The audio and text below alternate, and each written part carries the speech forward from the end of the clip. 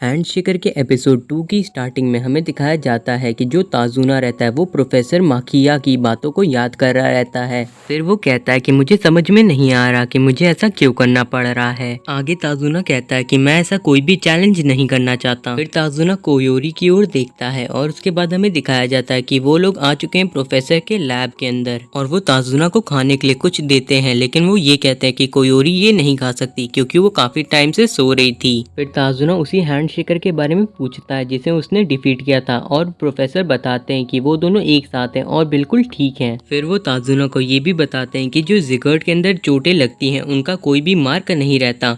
और उसके बाद ताजुना पूछता है कि ये जिगर्ट है क्या और आखिर वो लोग किस तरह के लोग थे और मुझे उनसे क्यों लड़ना पड़ता है।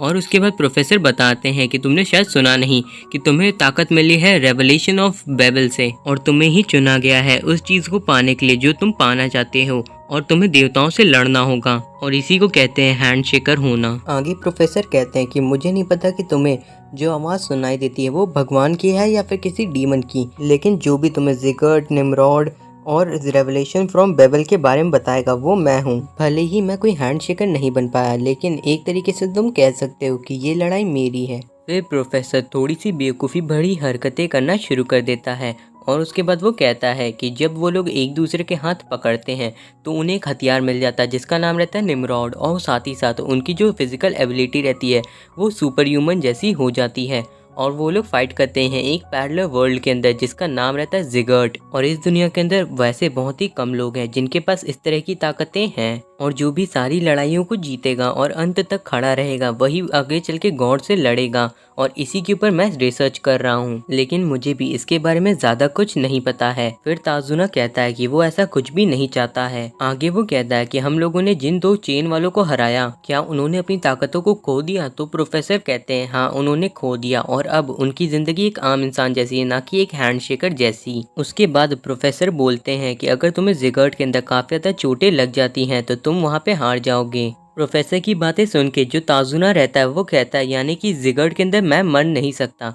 तो प्रोफेसर कहते हैं हाँ तुम मर नहीं सकते, लेकिन अगर तुम एक भी लड़ाई हारे तो कोयोरी वहीं पे मर जाएगी और अगर तुम्हें जिगर्ट के अंदर एंटर होना है तो तुम्हें ताकत चाहिए होगी और वो ताकत तुम्हें मिलेगी हाथों को एक साथ पकड़ने से और एक दूसरे के हाथ को पकड़ने को मैं कहता हूँ चार्ज। और अगर तुमने जिगर्ट के अंदर काफ़ी देर तक चार्ज नहीं किया तो तुम लोग वापस आ जाओगे इस दुनिया के अंदर। उसके बाद प्रोफेसर बताते हैं कि आमतौर पे अगर कोई हार जाता है तो वो वापस से इस दुनिया के अंदर आ जाता है, लेकिन कोयोरी के केस में ऐसा नहीं है। यानी इसका मतलब है कि अगर हम लोग एक बार भी हारे तो कोयोरी की ताकत ही नहीं जाएगी, कोयोरी भी इस दुनिया के अंदर से डिसअपियर हो जाएगी। ये सुन के प्रोफेसर कहते हैं कि ये हुई ना बात, अब जाके तुम समझ रहे हो कि असल में उसका पार्टनर होना क्या होता है। फिर प्रोफेसर कहते हैं कि मैंने जो तुमसे कहा वो सब कुछ सच है। आगे प्रोफेसर बताते हैं कि कोयोरी को बचाने के लिए ही उन्होंने कोयोरी को सुला दिया था ताकि वो उसके पार्टनर को ढूंढ सके और मुझे लगा था कि मैं उतने टाइम के अंदर कोयोरी का कोई ना कोई ट्रीटमेंट ढूंढ लूँगा, लेकिन तुम्हारे एग्जिस्टेंस ने ही कोयोरी को फीड होने से बचाया है। प्रोफेसर की बातें सुन के ताजुना कहता है कि आखिर मैं ही क्यों। तो प्रोफेसर कहते हैं तुम्हें इसके बारे में सोचने की ज़रूरत नहीं है, इस बारे में पता करना मेरा काम है, लेकिन तब तक के लिए अच्छा यही होगा कि कोयोरी तुम्हारे साथ रहे। ये बात सुन के ताजुना कहता है कि ऐसा नहीं हो सकता, मेरे घर के अंदर मेरी फैमिली भी है।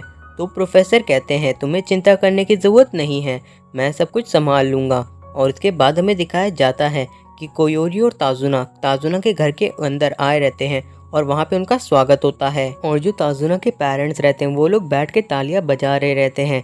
ताजुना ये देख के कहता है कि ये लोग इतनी आसानी से कैसे मान गए, लेकिन तभी ताजुना की मदर कहने लगती है कि ताजुना कोयोरी को यहाँ से लेके जाओ क्योंकि कोयोरी काफ़ी ज़्यादा थक गई होगी। और उसके बाद प्रोफेसर भी कहता है कि हाँ तुम मेरे साथ चलो। उसके बाद हमें दिखाया जाता है कि जो प्रोफेसर है वो वहाँ से जा रहा है और वो कहता है कि ताजुना काफ़ी ज़्यादा ब्रिलियंट स्टूडेंट है और वो कई बार उनकी भी मदद करता है। उसके बाद हमें थोड़ी देर बाद का सीन दिखाया जाता है जहाँ पे जो ताजुना के फादर रहते हैं वो कहते हैं कि तो कोयोरी एक ब्राज़ीलियन स्टूडेंट है, एक अमेरिकन जैपनीज फैमिली की 3rd जनरेशन जिसका अभी भी ट्रांसफ़र हुआ है जापान के अंदर और उसके बाद ताजुना कहता है कि डैड आपको पता है ना कि कोयोरी को जापानीज नहीं आती। फिर उसकी मॉम कहती हैं कि कोयोरी को अभी तक जापानीज फूड की आदत नहीं है, लेकिन जो डॉक्टर है उन्होंने कहा है कि कोयोरी को काफी जल्दी इन सभी चीजों की आदत पड़ जाएगी और हम सभी लोग मिलके कोयोरी का ख्याल बिल्कुल अपनी फैमिली की तरह रखेंगे। उसके बाद वो सभी प्रार्थना करने लगते हैं और खाना खाना शुरू कर देते हैं। जो ताजुना रहता है वो कहता है तुम्हें अभी तक खाना खाना नहीं आता है ना। फिर वो कोयोरी को खाना खा के दिखाता है और कहता है ऐसे ही तुम्हें भी खाना है। कोयोरी भी बहुत ही आराम से वो चीज़ कर लेती है। तो फिर ताजुना कहता है कि तुम तो काफ़ी ज़्यादा जल्दी चीज़ों को सीख जाती हो। उसके बाद हमें दूसरा सीन दिखाया जाता है जहाँ पे ताजुना के फादर और मदर बात कर रहे रहते हैं और उसके बाद वो लोग अपनी एक पुरानी फोटो को देखते हैं जिसके अंदर ताजुना, उसकी बहन और वो दोनों खड़े रहते हैं। और उसके बाद उसकी मदर कहती हैं इसको देख के पुरानी यादें वापस आ गई। और उसके फादर कहते हैं हाँ। उसके बाद हमें दिखाया जाता है कि कोयोरी और ताजुना दोनों ही क्लासरूम के अंदर खड़े रहते हैं और ताजुना कहता है कि मैं इस चीज़ की रिस्पॉन्सिबिलिटी लेता हूँ कि मैं कोयोरी को प्रोटेक्ट करूंगा। और फिर वो कोयोरी को सभी से इंट्रोड्यूस कराता है, लेकिन सभी बच्चे चिल्लाने लगते हैं कि तुम दोनों ने हाथ क्यों पकड़ा है और कोयोरी काफी ज्यादा क्यूट है। तो ताजुना उनके रिप्लाई में कहता है कि कोयोरी काफी ज्यादा शाय है और उसे जापानीज भी नहीं आती, इसीलिए वो उसकी मदद कर रहा है। सारे लड़के कहने लगते हैं कि कोयोरी को ट्रांसलेट करके बताओ कि उसकी आंखें काफ़ी ज़्यादा ब्यूटीफुल हैं। और फिर पूरे क्लास के बच्चे उन दोनों को घेर लेते हैं और उनसे सवाल पूछना शुरू कर देते हैं।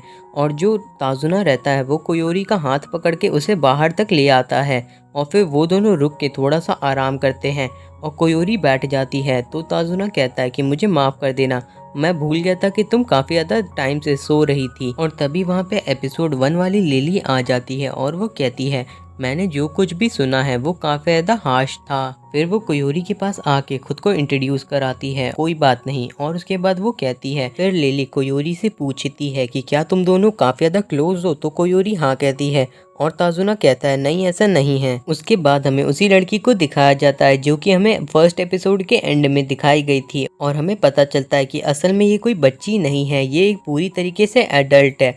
बस इसकी हाइट थोड़ी सी कम है, इसीलिए लोग इसे मिडिल स्कूलर समझते हैं, लेकिन ये एक जॉब करती है। और वो जो आदमी जिसकी ताजुना ने मदद की थी वो असल में इसका सबऑर्डिनेट है और ये उसकी सुपीरियर है। और इस लड़की का नाम चिजुरू है। और ये एपिसोड यहीं पे एंड हो जाता है। मेरी इतनी मेहनत के लिए आप लोगों का चैनल को सब्सक्राइब करना तो बनता है। तो फिर मिलते हैं अगले एपिसोड में, तब तक के लिए गुड बाय।